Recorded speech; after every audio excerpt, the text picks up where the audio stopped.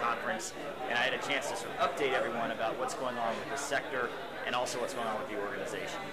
On the sector side, it's good news. What we've seen in 2010 is a recovery from a tough year for kind of the entire financial industry.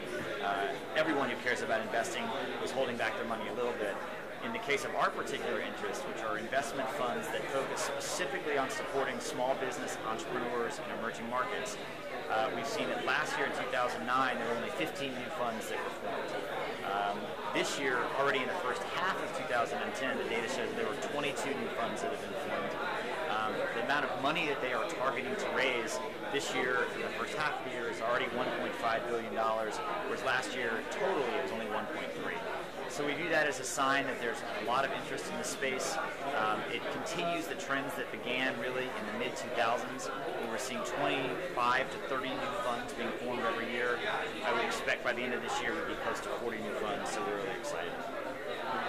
You introduced a new term to this audience, and I think you're trying to have it adopted by the sector.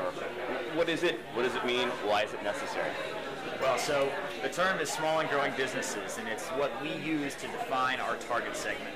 So specifically when we talk about supporting small and growing businesses here at ANDE, we mean trying to focus on what many people are calling the missing middle, which are firms that have a minimum of 5 to 10 employees, up to say 200 or 250, and are looking for capital between $20,000 and $2 million. So it's meant to be bigger than microfinance and smaller than the size firms that have access to international capital markets and most local bank finance. We use the term SGB instead of SME for two reasons. One, there's a lot of fuzziness around what the SME definition is. In the medium in particular, many programs claim to be SME programs that really focus on the M. And size does matter a little bit to ANDE, but as we like to say, growth matters more than size. And we mean in this context that it really is a focus on those companies that are led by entrepreneurs that want to grow their companies. Those are the companies that have the potential to create employment, to really address social and environmental issues in a sustainable way.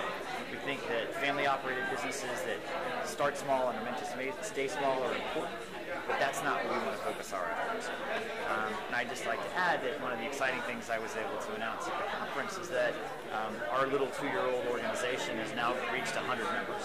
And so we have 100 members that span the globe in terms of their operations. We work in 140 different countries, our members do. They are based in 20 different countries around the world. And we are now able to really bring together an incredible group of technical assistance providers, of investors, of universities, of foundations, of research and consulting firms, all of whom in some way or the other are trying to support entrepreneurs in developing countries. And what we hope to do through this conference and through our work throughout the year is help them learn from each other and have a greater impact in supporting these critical businesses.